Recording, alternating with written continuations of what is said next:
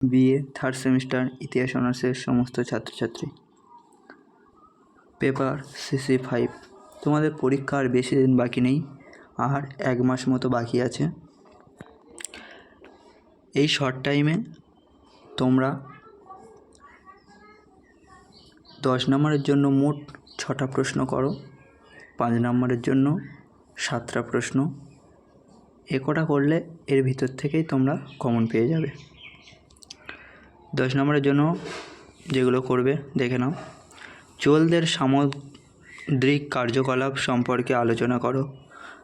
ত্রিশক্তি সংগ্রামের কারণ ও ফলাফল আলোচনা করো। ইংলিশ ভার্সানটা নিচে দেওয়া আছে, তোমরা দেখে নাও।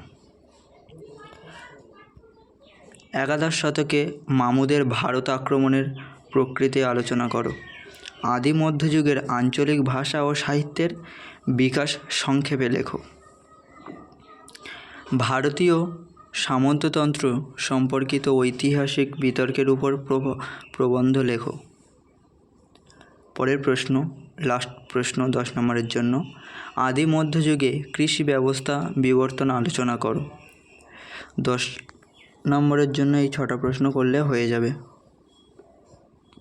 5 নম্বরের জন্য দেখে নাও। মুদ্রা ও সাহিত্য থেকে আদি মধ্যযুগ সম্পর্কে কী জানা যায়? শিক্ষার বিকাশে নালন্দা বিশ্ববিদ্যালয় বা মহাবিহারের ভূমিকা লেখো। পরের প্রশ্ন, হর্ষচরিত সম্পর্কে একটি টিকা লেখো। আদি মধ্যযুগে গিল্ডগুলি কী ধরনের ভূমিকা পালন করত? পরের প্রশ্ন, আরবদের সিন্ধু বিজয়ের তাৎপর্য ব্যাখ্যা করো। পাল আমলে বাংলা সাহিত্যের বিকাশ আলোচনা করো।